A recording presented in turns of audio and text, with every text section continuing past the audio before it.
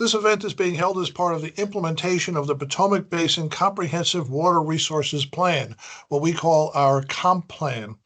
This is the 9th in a series of webinars to learn and share information about land use practices for sustainable water resources management in the Potomac Basin.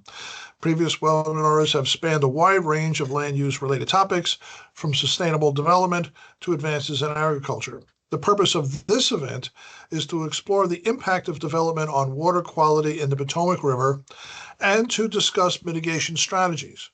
It will bring together a panel of private industry, municipal, and nonprofit professionals to share best practices and innovative solutions. We have 3 excellent speakers for you today to talk about the impacts of development on water quality, innovative stormwater management on the municipal level, and available training and resources. After that, we'll open it up for question and answers to have an open dialogue with the panelists. This event is being hosted by ICPRB with funding from our 2024 federal appropriation. And I'm almost done. Note that the rationale for this event is to encourage dialogue and information sharing. So if you hear any reference to commercial or trade names, please understand that it doesn't indicate an endorsement by the commission or its signatories. So I'm pleased to introduce our moderator for today, Renee Thompson. Even though we're a very small organization, we have 3 mics and 2 Renees. Renee worked for the U.S. Geological Survey as a geographer based at the Chesapeake Bay program in Annapolis, Maryland, prior to joining the ICPRB team in the fall of 2024. She has a BS in Global Environmental Science from the University of Hawaii and holds a Master's of Community Planning with a focus on land use and the environment from the School of Architecture, Planning, and Preservation at the University of Maryland. She's a water resources planner here and serves as the coordinator for the Potomac River Drinking Water Source Protection Partnership, or what we call DWISP. So with that, I'd like to turn it over to Renee to begin the program. Thank you. Thank you very much, Mike. Good afternoon, everyone. Welcome to our webinar on water quality impacts of development in the Potomac River Basin and strategies for mitigation. As Mike mentioned, my name is Renee Thompson, and I'm delighted to have you all here today. We'll be exploring challenges posed by urbanization and development in this vital watershed and discussing innovative solutions to protect and improve water quality. The Potomac Basin is a crucial resource, providing drinking water to over 5 million residents and supporting a very diverse ecosystem. Its health is directly linked to the well-being of the Potomac River and the Chesapeake Bay, making it essential to address water quality issues that it faces. Development in the basin has introduced several key pollutants that impact water quality. Nutrients like nitrogen and phosphorus associated with lawn fertilizers and wastewater can lead to harmful algal blooms. Sediment from construction activities and deforestation increases erosion, clouding the water and depleting oxygen in aquatic habitats. Pathogens from sewage overflows, pet waste, and runoff pose health risks to humans and wildlife. Chemical contaminants, including pesticides, herbicides, and industrial chemicals, can be toxic to aquatic organisms and disrupt ecosystems. Additionally, urban runoff carries trash and debris into the river, which can harm wildlife and degrade the natural beauty of our area. To address these pollutants, we need a combination of regulatory measures, community involvement, and best management practices. Successful projects and initiatives in the region often highlight the importance of regional cooperation as well as community involvement. Organizations like ICPRB are working to implement through our Comprehensive Water Resources Plan, as well as the Potomac Drinking Water Source Water Protection Partnership, for which I am coordinator. We also have work groups addressing contaminants of emerging concern, as well as in urban and industrial issues. As we move forward, it's crucial to stay informed and engaged in water quality initiatives by working together and making significant impact on the Potomac River Basin healthy for this future resource. So thank you for joining us today. I encourage you to participate in the discussion and share your experiences. And now I will take a moment to introduce our first speaker, Steve Allison, who I think are you on here, Steve? Making sure. Yeah, I'm on Steve here. is a wonderful, thank you. I just didn't quite see you. So Steve is a landscape architect and a certified arborist with over 17 years of experience in environmental permitting, landscape architecture, and ecological design. As principal and environmental team leader at Rodgers Consulting, he oversees environmental strategies for development, including natural resource assessments, forest conservation planning, wetland assessment and delineation, and environmental permitting for major development projects across Maryland. Steve's expertise lies in integrating ecological sensitivity into land development, ensuring that growth supports native plant systems and enhances habitat function. With formal training in arboriculture and wetland systems, Steve routinely coordinates with agencies such as the Maryland Department of Environment and the U.S. Army Corps of Engineers. His insights have led to frequent innovations to present on topic invitations as well as innovations to present on topics such as landscape architecture, stormwater management, green infrastructure, and the design of living systems. Steve also works closely with policymakers and county representatives, providing expert testimony, policy analysis, and strategic input on local and state legislation that shapes environmental regulations across Maryland. Through his leadership and advocacy, he helps shape development that balances ecological priorities with sustainable growth. Welcome, Steve. Go ahead and take it away. All right, thank you very much for that introduction. Give me 1 second to share my screen and get this started.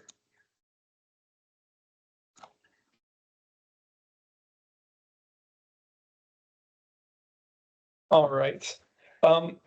Yep, thanks again. Welcome to the impact of construction and development on water quality presentation I'm going to do, which is focusing on development and modern stormwater policy. This presentation, we're going to explore construction development and how, when approached strategically, can be a tool for environmental enhancement rather than degradation.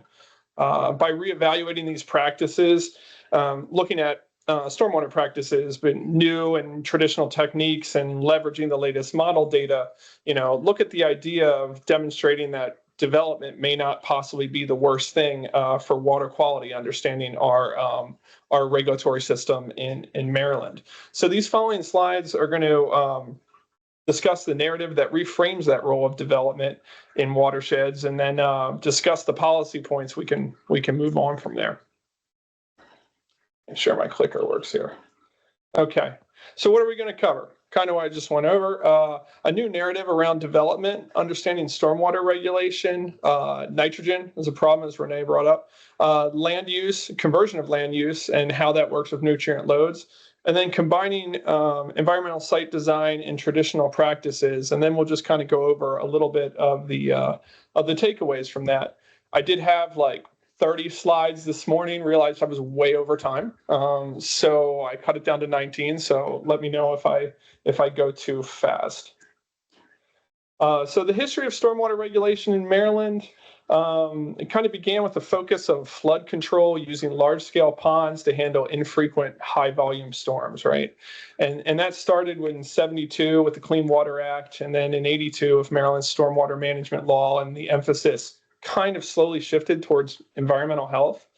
Once you hit 2007 with the Stormwater Management Act, it introduced ESD, environmental site design, that I was talking about, and matching that to the maximum extent possible. And what that was doing was that was decentralizing, large ponds and creating a more distributed and site integrated system. So this evolution recognized that we need to manage more quantity as well as quality amid increasing urbanizations and climate impacts. So why does this matter? And if you live in Maryland or you live in Virginia, you know about the latest things that have happened. You go from Ellicott City with multiple storms, which I lived a mile away from, to Rockville and its reaction from Hurricane Ida and the flooding, to just a few weeks ago what happened in Western Maryland, down the Potomac and the Allegheny counties. But updated infrastructure cannot accommodate today's storm intensities, leading to increased runoff, flooding, and ecosystem degradation. And the modeling predicts that annual rainfall will increase for the region from increased intensity and less frequent storms. High yield storms are going to increase. That's correct. But most frequent event storms are predicted to remain the same or decrease intensity. And one of the things when you look at this and you understand, how does land use play a role in this? And the Chesapeake Bay Phase 6 watershed model, which I'll bring up shortly, kind of gives you an idea of how much nutrient loading is happening on different land uses and where development fits in there. And I have one example as you look at a lot of the farmland around the Potomac Basin, what happens when development gets on there, specifically around nitrogen, and how does this Chesapeake Bay model address those results? And we'll take a look at that. And it's an important point to make, especially on residential areas that are on septic or actively use agriculture developments or properties, what it looks like if those change. So understanding this land use and nutrient load, the Chesapeake Bay model kind of gives it's an advanced science-based simulation tool that helps you estimate the land uses and their quantity loads from agriculture, forest, urban development, and kind of looks at the nitrogen and phosphorus and the sediment that would go in the bay. The model reveals, when you run it through there of any new development that has to follow ESD to the MEP, that a well development plan, particularly projects connected to public sewer, can produce a lower nitrogen load than agricultural land or that land development or low land development that I was talking about that would be on septic. So if you make compact designs regulated with the urban growth and it's a viable tool for the Chesapeake Bay to have type of a development in these areas when you're converting this land use. So the modeling does show that there's a significant influence on nitrogen and phosphorus loads if you do develop an area that doesn't follow the current ESD framework. So here's one of our projects here that we did in Prince George's County.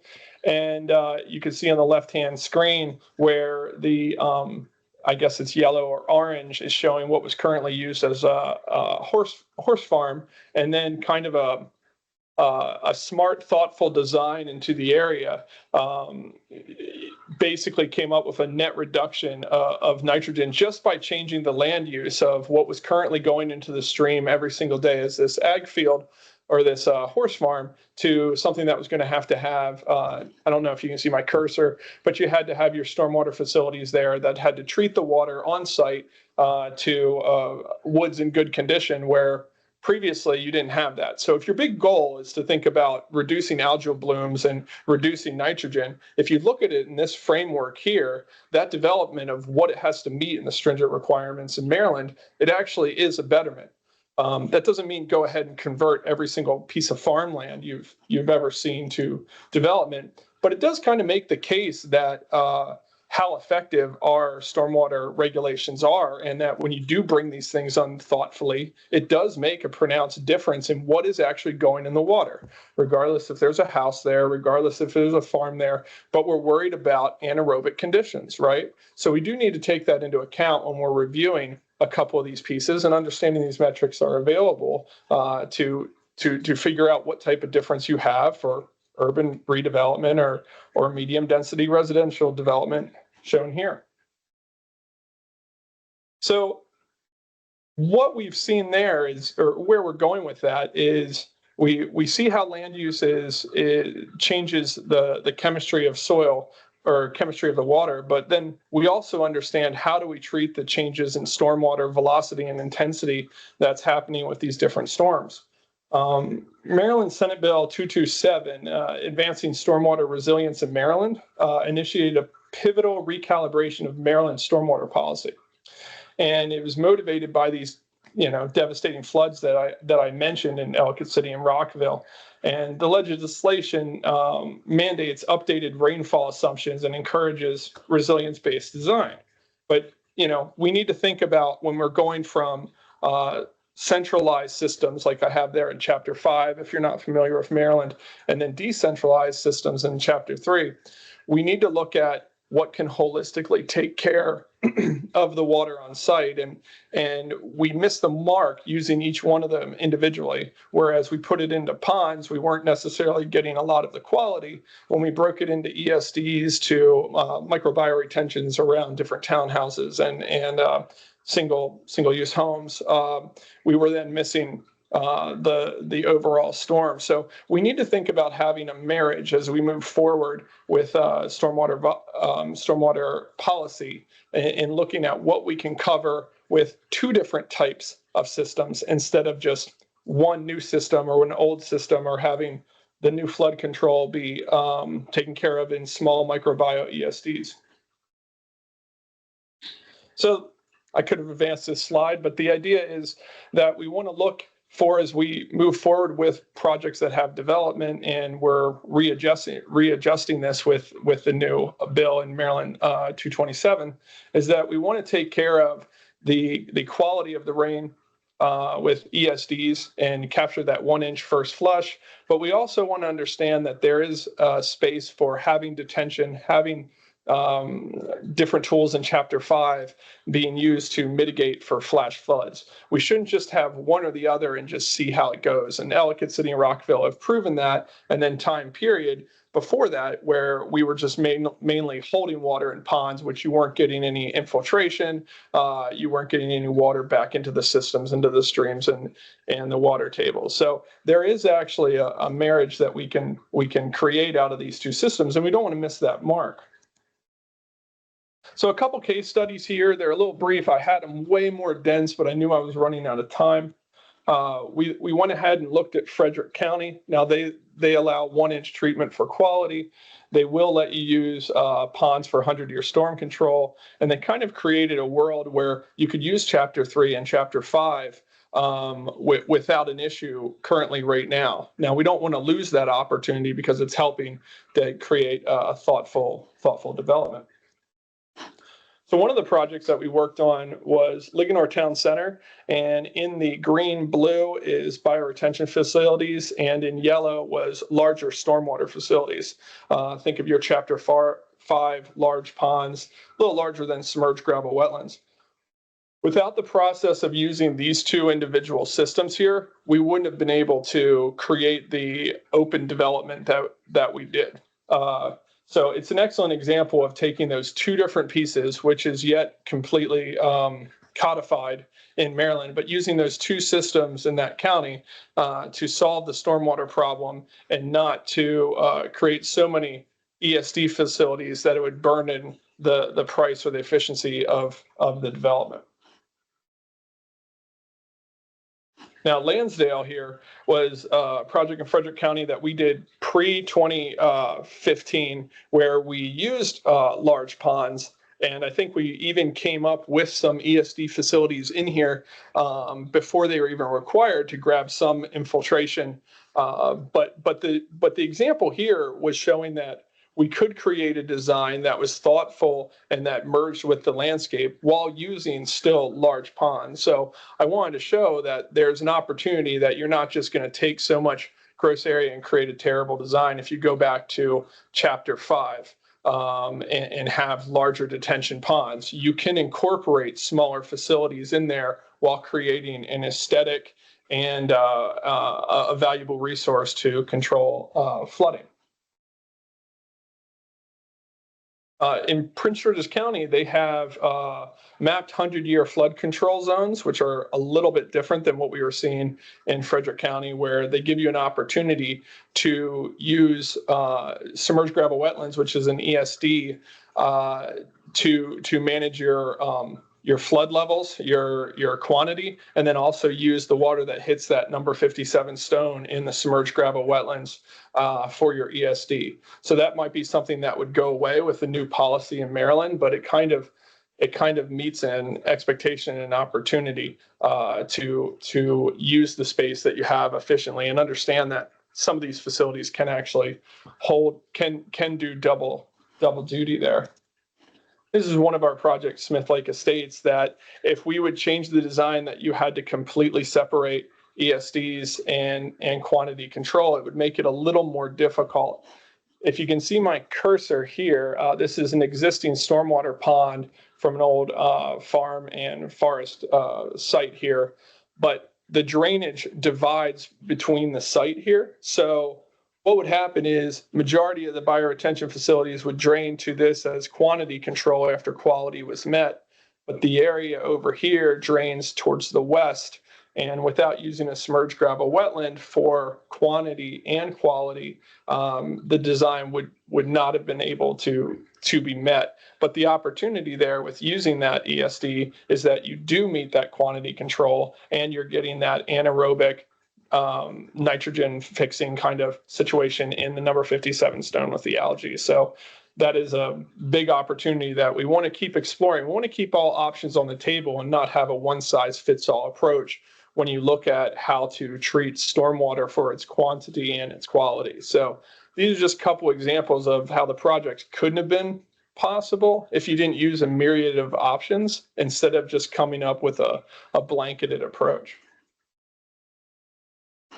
So the comparative takeaway on that, the insight is when you look at Frederick and the options that were able to be used at certain times, it shows that model's flexibility for development, being able to build off of how much the price is, how much it costs to build, how much land you need to actually build, where do you have to put your stormwater, all that plays a role for anybody even doing any new development. How much does it take to actually get those things done? If you can do something chemically that makes sense, that cleans the water and then also treats the water while using the areas effectively, it can make a difference for the development to come into fruition. So optimizing what you're removing pollutant-wise, being unique on where you can put your quantity control, all makes a big difference. So looking at those policy implications, as we move forward with this A-Storm Bill 227 and where we can move with it, we need to understand that the policy reforms should focus on the first flush treatment and incentivizing these types of hybrid systems. This is somewhat of a hybrid system here. Credit systems must recognize facilities that serve both ESD and volume functions. And regulatory and planning bodies should keep this in mind when contemplating water quality and understanding the redevelopment of these different sites here. So redeveloping the such as farm, septic dependent systems, understanding what quality of water you're getting out when you change these things from different land uses. So the data shows that 80% of stormwater runoff is carried in the first 30 to 35%. We should keep that as your 1 inch for the ESDs and then reduce what we have in the quantity of Chapter 5 design. So a combined strategy that targets ESD for the first flush, traditional BMPs for excess runoff, it creates a more effective system. And that's basically just putting through my key. I mean, talking for 10 or 12 minutes on a very complicated subject is difficult and has a bit of redundancies. But the whole point is that we do need to look at land use conversion for defining what the water quality is. We do need to treat water for quality, but we also need to incorporate traditional systems for quantity. This issue has come up time and time and again in Maryland, and just making sure that we create the flexibility in our policy to have these different types of systems along with thoughtful development, keep us moving economically, but then also keeping the water clean. So the big point is we're looking to make sure as experts in the field that we keep these opportunities to use a myriad of systems to take care of the water as we move forward with meeting master plan and county goals. I know that was fast, but if you have any more information or you actually want to get into the granular details of how we can make these things possible, and with a team of engineers that we have at Rodgers, feel free to reach out and we can discuss more. Thank you so much, Steve. That was very informative. While Stephanie takes a moment to transition our slide, I will introduce our next speaker. Wendy Blackman is an environmental program manager with the City of Rockville. She's been working with the city for 11 years and enjoys seeing behavior change with commercial businesses. Prior to working for the city, Ms. Blackman worked in consulting, where she developed air quality policies and prepared environmental impact reports to comply with the California Environmental Quality Act. Ms. Blackman has a BA in geography from California State University at Northridge. And I did just a quick note. I have noticed that there's a lot of comments and questions coming into the chat, so please keep them coming. And then we'll have a Q&A session when our speakers conclude. Go ahead, Wendy. Thank you. Hello, everyone. I'm talking about how we decided to transform our IDDE program from the city of Rockville. Next. So the city of Rockville is about 13 square miles. We have 3 main watersheds, all draining to the Potomac River. The city is almost entirely built out with about 35% impervious surfaces. We do have, when we have development, it's almost always redevelopment. And we have about 1,200 stormwater management facilities, including approximately 264 public facilities, 1,100 private. These include a mix of larger facilities like ponds, bioretention, sand filters, as well as smaller and underground facilities like water quality filters, oil grit separators, and vaults. We also have stream and outfall restoration projects. We're a phase 2 MS4 permit, which requires us to inspect and ensure our stormwater management facilities are operating properly. So why did we decide, next please. Why did we decide to transform our traditional IDDE program? Well, first, IDDE is illicit discharge detection and elimination, and is dedicated to protecting our lakes and streams from pollution. Our IDDE is minimum control measure 3 in our MS4 permit. Previously, we performed dry weather outfall inspections of our outfalls, and we have about 564 of those. But in 6 years, we only found 3 legitimate IDDEs, so we decided to transform our program to target pollution at its source. So we have modeled our IDDE program after our NIPD's industrial permit, and our goals are to educate property owners and stop pollution at its source. Next, please. So to develop the program, these are all the components that we did to start it. We used our existing water quality protection ordinance, which we can use for enforcement. We identified sectors of high pollution potential, and for our city, we identified those as food service establishments, automobile businesses, and stonecutters. Then we developed the inventory of each of the sectors. We performed outreach and education, and we performed introductory inspections, and then those were followed by enforcement inspections. So next, please. For inventory development, we identified those businesses which I mentioned previously through the most common discharges. And for the food services, we depended on county health department data for their health inspections. And for auto businesses, we had a little bit more difficulty identifying what those were besides looking through Google Maps.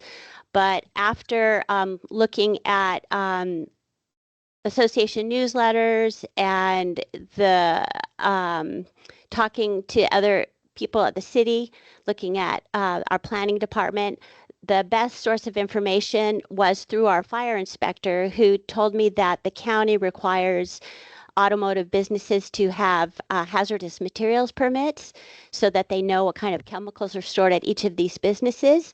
And so when I contacted them, I got a much more comprehensive list of those businesses. For stonecutters, we only have about 12 in the city, so I was able to identify those as I was doing the auto businesses because they're located in the same general vicinity. Next. So once the inventory was complete, I was able to identify I was able to create posters or postcards to send out to all these businesses to let them know of our new program and that we would be starting to inspect them. We did have a few stakeholder meetings, but they weren't that effective for the auto businesses. We had really low attendance. So we didn't continue to have these stakeholder meetings as we started each new sector. But once I mail out the postcards letting them know about the program, I did also develop outreach materials, and those were in the form of posters or flyers or pamphlets discussing what our expectations are out in the field and what kind of behaviors we wanted them to focus on changing. The poster on the right, We Prevent Pollution, is an off-the-shelf poster that we purchased from a graphics company. And it is one of the most effective methods of outreach that we have. You can't really see it in this slide, but it's also in Spanish, and it really conveys what they are not allowed to do. So we, like I said before, we do our next slide, please. After we do the outreach to let the businesses know that we're going to start a program, we do an initial inspection to introduce what our expectations are and what we want to see out there. We introduce ourselves so they know who we are, and we're not just basically coming in cold. But even at the introductory inspections, we're collecting data. And for this, we're using Survey 123 to collect information. And this information goes to a template report, which is then emailed to the inspectee. This has worked out really well for us, and our inspectors have found it to be really efficient. Next slide. So the next couple of slides talk about some of the biggest compliance issues I see for each of the three sectors I'm focusing on. For food service establishments, it's about grease dumpsters outside. I'm not going to talk about what I see inside because we're just talking about IDDEs in this talk. But some of the biggest issues are putting dumpsters in a close vicinity to a storm drain. The picture on the left shows this dumpster, and the restaurant staff did not dump the used grease responsibly, so it spilled and it did go into a storm drain. The other big issue is grease encrusted on the top and leaving the lid open. When I tell them to clean it, I want them to clean it themselves and not have their purveyor clean it, because the purveyor will just power wash it. So instead, I ask them to use like a putty knife or something and scrape all the grease off and put it in a trash can. Next slide, please. So some of the compliance issues with the auto businesses are trash, leaking dumpsters, spills, and outside washing. One of the things I ask them is any auto parts like engines, brake pads, batteries, those all have to be stored in containers with lids. They cannot be just left outside. As you can see, I saw a lot of this. This was a big issue in the beginning. And another issue was dumping the used oil irresponsibly. You can see in the picture on the top left that it spilled all over and it did go into a storm drain. Some other issues that we have with this sector is outside car washing. So for this, I asked them to no longer wash outside, either get a contract with a car wash or have it's like a big, like a kiddie wash where they drive the car on it and then it collects all the used soap, and then they have to suck it up with a wet vac and then dispose it in the sanitary sewer. And then the third sector, next slide, please. The third sector where we have issues is stone and glass cutters. These issues are mostly related to tracking around or the stone fine leaking out of the dumpsters and tracking from their trucks for installation through the lot, and sometimes it's washed down to the storm drain when they have to clean the interior of the shop. So in this case, I asked them to sweep their outside areas and their inside areas more often and no longer power wash outside. Next slide, please. So this slide, this is a case study about a specific area in the city of Rockville. It's the Westmore Condo Association. This association includes about 40 auto businesses. The area was built in the 1960s, so all the bays are very small. And often because they're so small, the businesses they perform work and store things outside of their bay because there's not much room. And these are the conditions that I saw when I first started inspecting it. It was very overwhelming at first, and I would go out about once a month and I saw absolutely no changes. But then I met with their HOA president and I asked to see the bylaws that they had, and I was able to review them, and they let me edit them so that the bylaws were changed so that they aligned with our code in the city and what I was looking for when I do my inspections. For example, like I said previously, no parts outside, no washing outside, no work outside,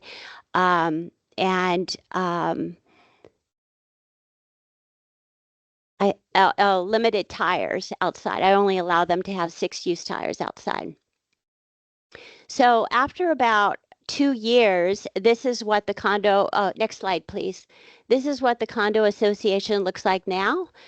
They're very motivated to keep it clean. And I do go out maybe once every 2 months now, but it still remains in pretty good shape. There's always 1 or 2 businesses, either new tenants or businesses that are slacking off. But for the most part, it looks pretty good. So the lessons learned, next slide. The lessons learned from these programs is that property managers and HOAs, if you work with them, that helps target compliance. Frequent site visits matter. If they see you and they know you, they know what you're there for. They know that you haven't forgotten about them. And I think that's really important. Swag and outreach materials help remind businesses to comply.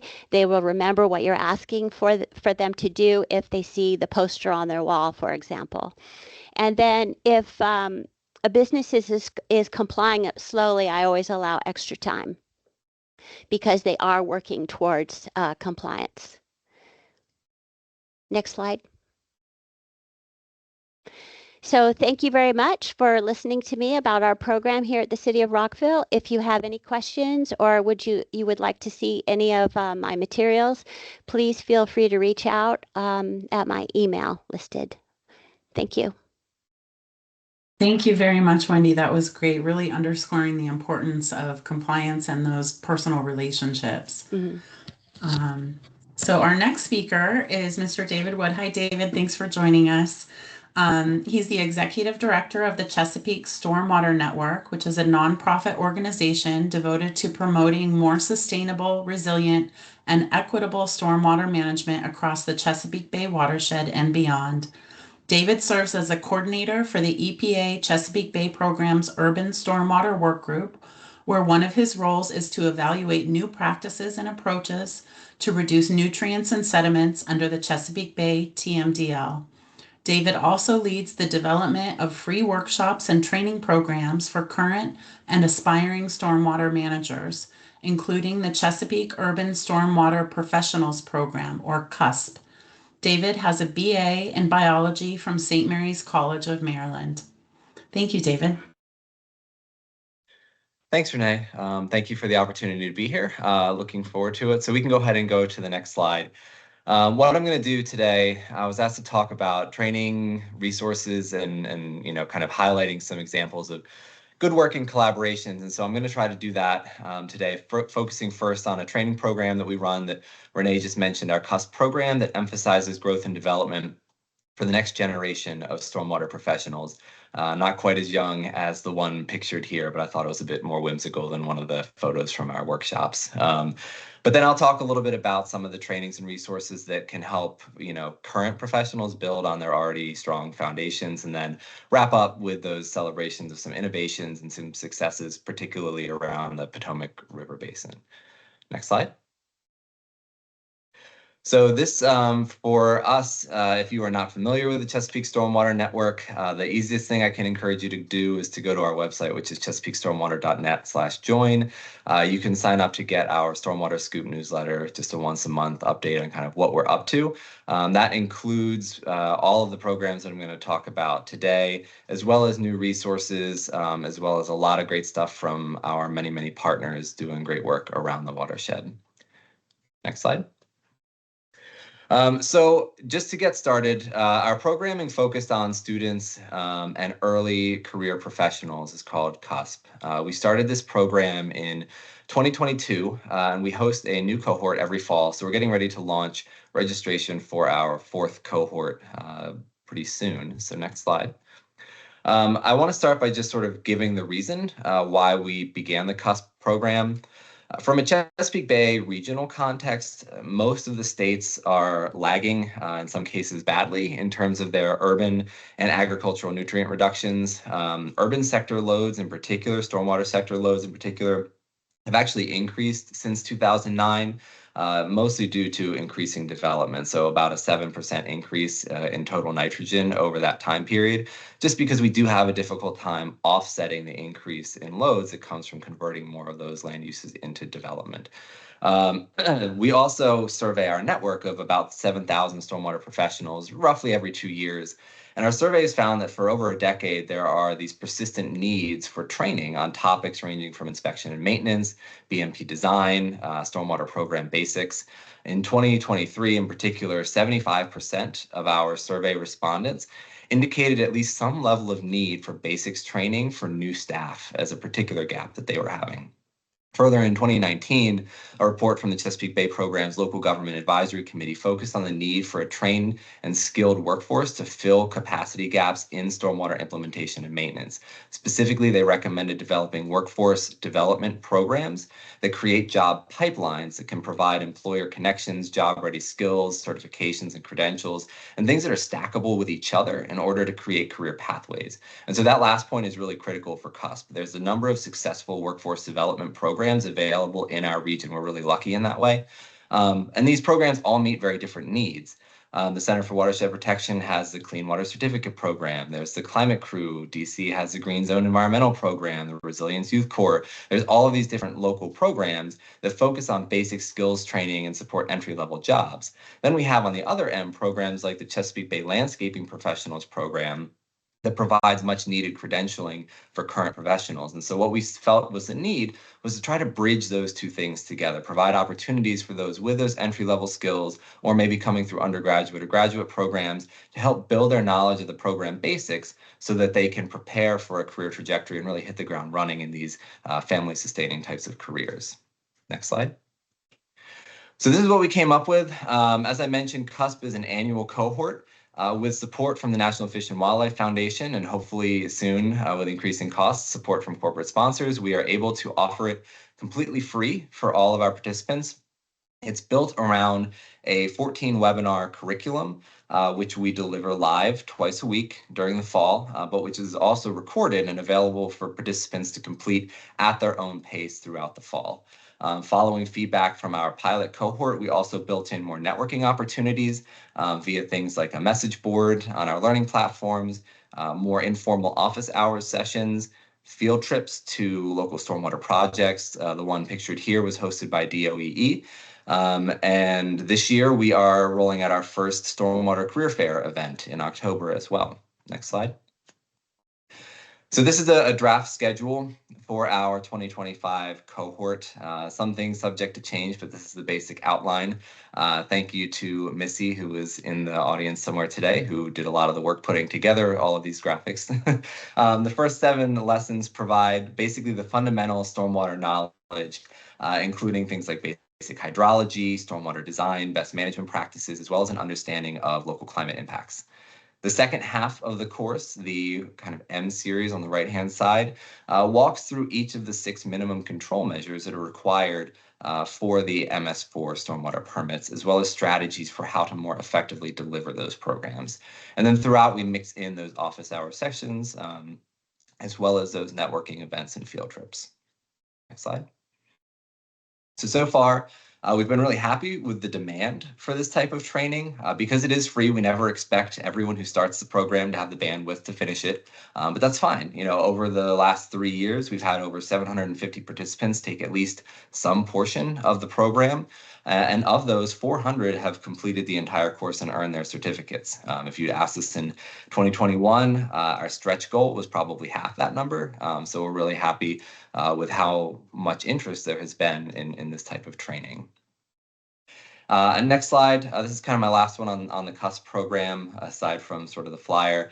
But overall, you know, the results from this has been really encouraging. We do survey all the participants in the course, both before they begin and then after they complete the program. You know, in 2023, we also did sort of a midpoint check-in just to see how they felt their grasp of these key concepts was progressing over time. And so these are from 2023, but the 2024 cohort has very similar numbers actually. And across almost every, across every topic, we see between a 25 and 55% increase in their self-reported understanding and grasp of each of these topic areas, especially in some of the areas where we saw the greatest gaps, you know, kind of the lowest starting point, like MS4 permit basics and things like managing stormwater in a changing climate. So if you are interested in this year's program, the next slide has kind of our flyer with the details. Registration is going to be opening for the 2025 cohort in just a couple of weeks. So again, if you're not signed up for our newsletter, I really encourage you to do that. That's going to be the first place, but we also we'll have it on our website, ChesapeakeStormwater.net, and then I think it's just / the Bubbas, or the CUSP, Chesapeake Urban Stormwater Professionals.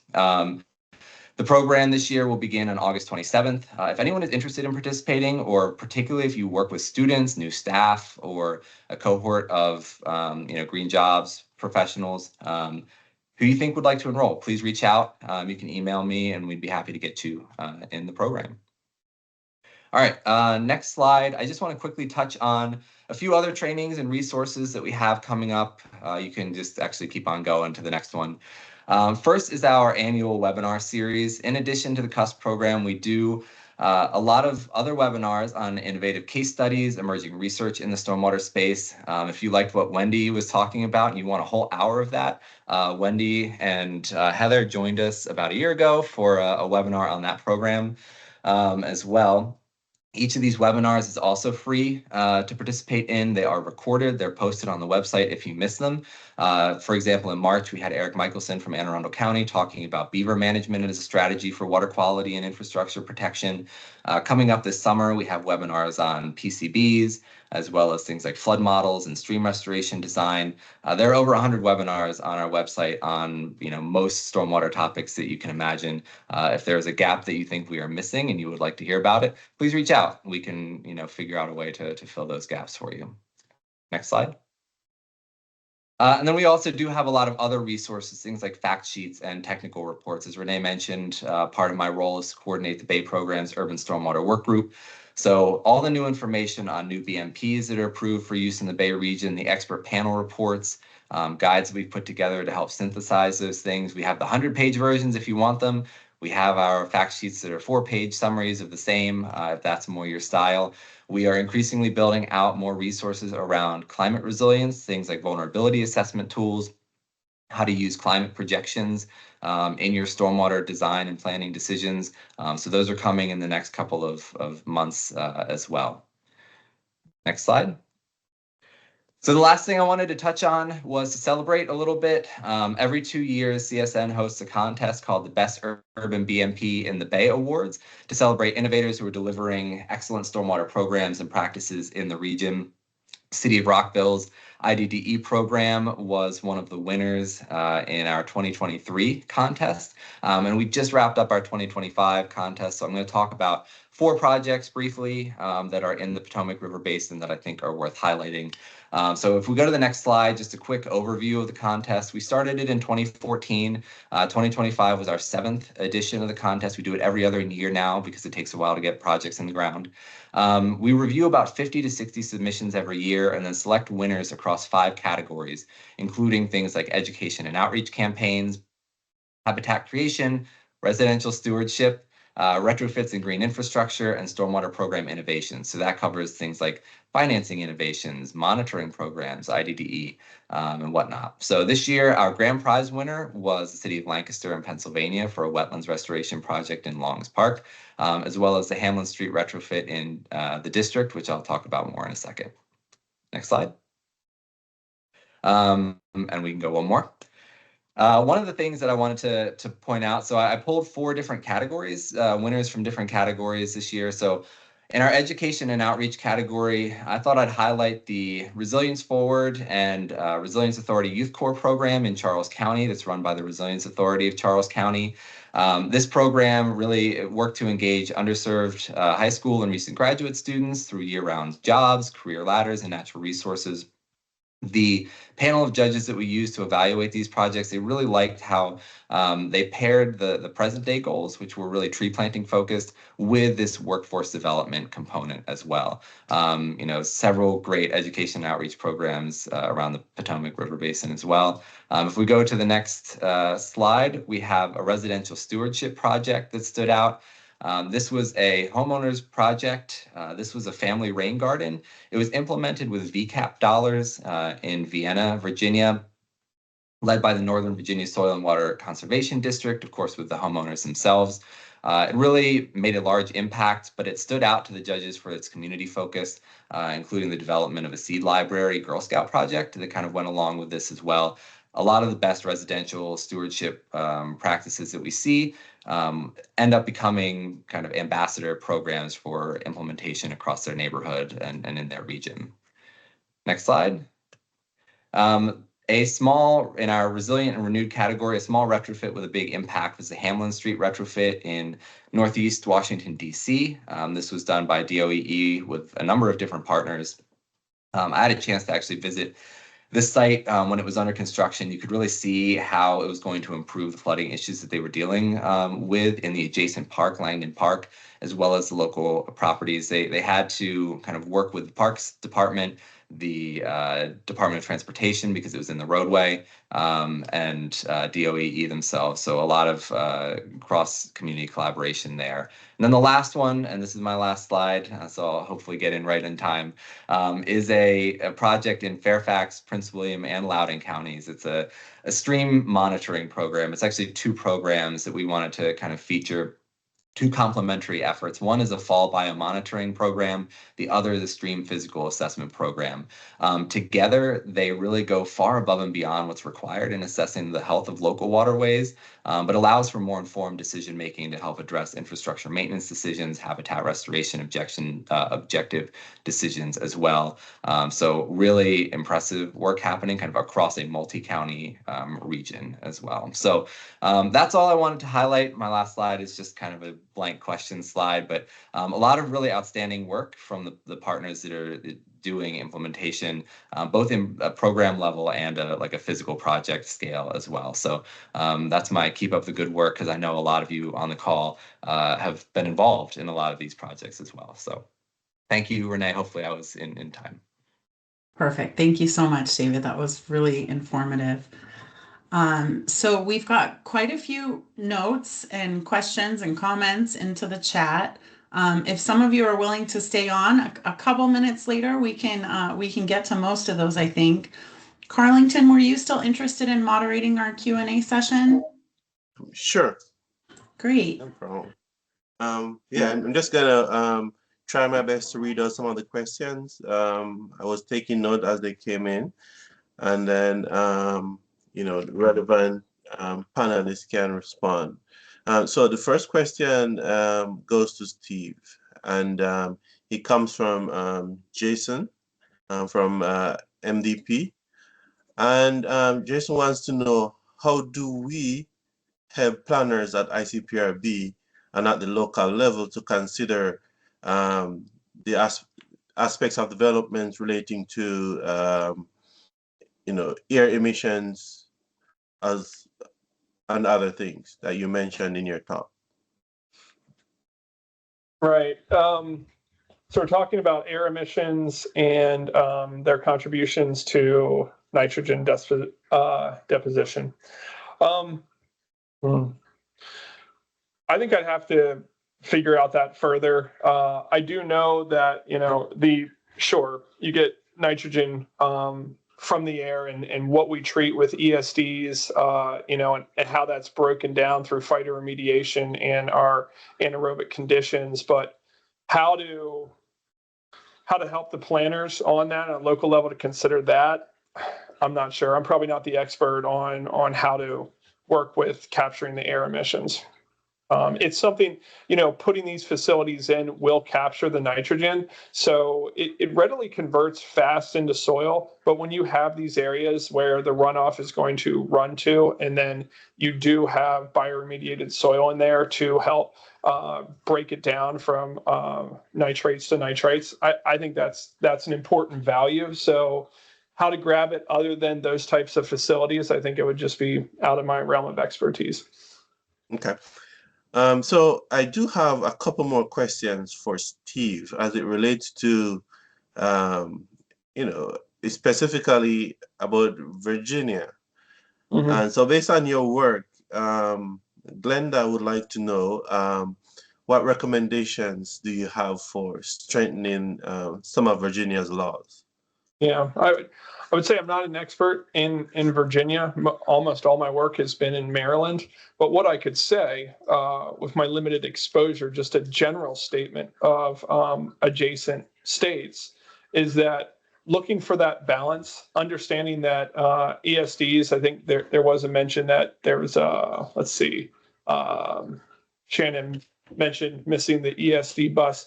I would say that you can't complete what you want to do with stormwater runoff with one or the other systems. It does need to be a both. And I know that you guys heard me say that probably 15 times in 10 minutes, but a balanced approach to grab the water as quantity, but then having that aspect of treating the water through natural systems is in my opinion, imperative to actually get your phosphorus, nitrogen, and your total suspended solids out of the water on site. So with my limited knowledge of what their requirements are right now, I would just say people need to double down on that type of quality. Now, the size of the facility, that's debatable. Do micro ESDs actually in Maryland actually create what they're intended to do? Maybe not. And I feel like if you look at past and just general bioretention, or if you even get into the world of submerged gravel wetland and how it's treated there, I think those are probably better bang for your buck than smaller ESD facilities. I just don't think the way that they're installed with just mulch or the species die out so frequently that they're doing water quality justice. So that's my thought on that.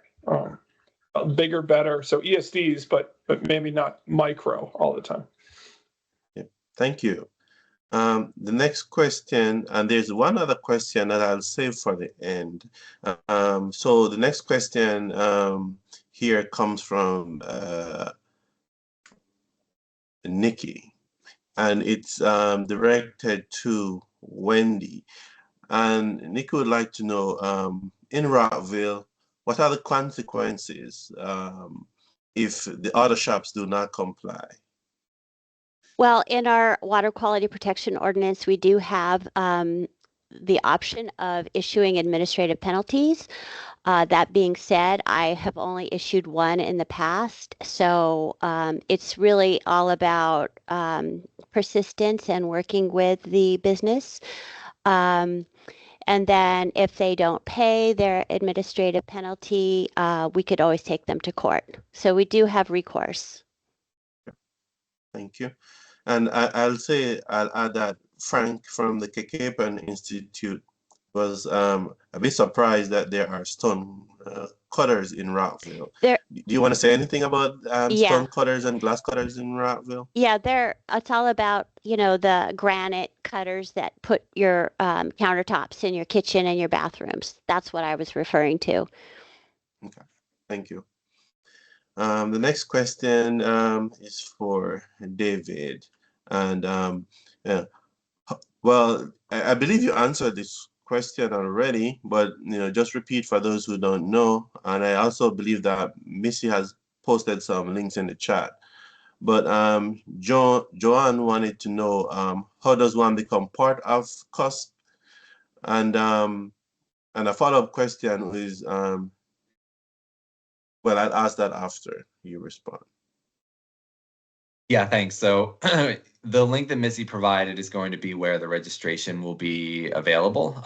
We will open the registration in July 9th. So it's just a quick form. That's all it takes to get registered. You'll get added to our learning management system. We use Moodle for folks to do it. And so that's all it takes to get in. It's just kind of letting us know. If you're worried that you're going to forget, you can also email us. We have a list for people to reach out before registration is open, and then that way we can reach out to you when the time comes. Thank you. So the next question that I have, well, this one is a question I have for you. Since you mentioned that you collect, you receive BMP information, BMP data. Do you guys maintain a BMP database? And do you have BMPs reported to you from the different jurisdictions within the Chesapeake Bay watershed? I am not the entity that receives that information. We work with the state agencies and our partners through the Urban Stormwater Work Group to kind of review and approve new approaches that would like to receive credit or to reevaluate ones that have been around for a while. We work with the Bay program to help kind of lay out what data fields might need to be submitted to them, but there's a team called the CAST team at the Bay program that handles the actual data submissions themselves from the state. So I don't actually get to handle any of the data, thankfully. All right, thank you. So I don't know if Daniel is still on. I think it's the final question we have in the chat, and if Daniel Moore from DEQ is on, I would ask you to maybe unmute yourself. You can turn on your mic, your camera if you want to, and then ask your question. I believe you have a comment to make as well.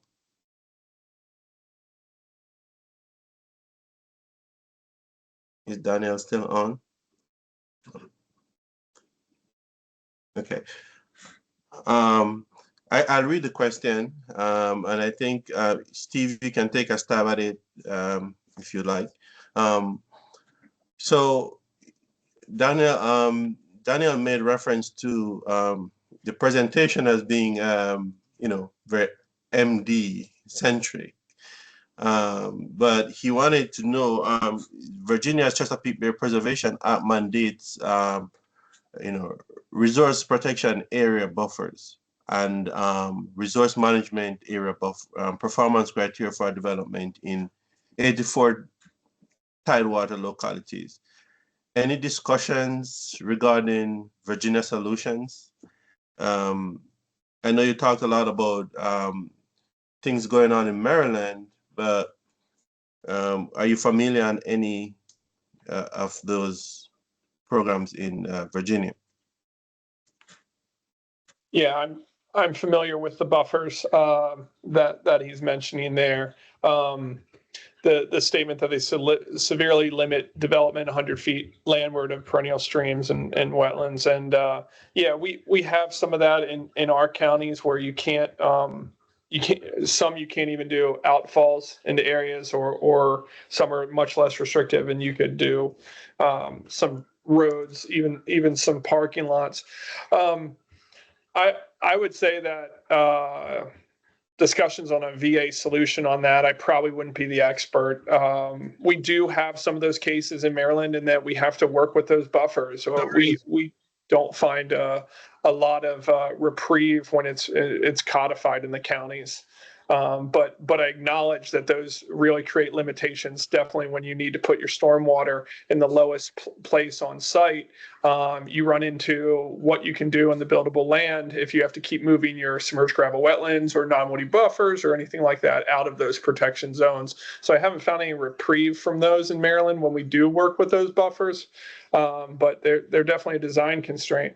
I don't know all the aspects of it as not doing projects in Virginia, but we have to work around them. We sometimes get variances to install certain aspects or to move into some of those. Prince George's County has a PMA that we run into. But it's getting tougher and tougher out there to make an impact, which may be a good thing. But when it's a necessary impact that builds up the community, it does make it difficult. Right. Yeah, thanks, Steve. That was a great response, actually, because working in this field, I understand the complications surrounding those different buffer implementation and so on. All right, so I think we have come to the end of our presentations, our question and answer session, and I would certainly like to thank everyone for joining us today.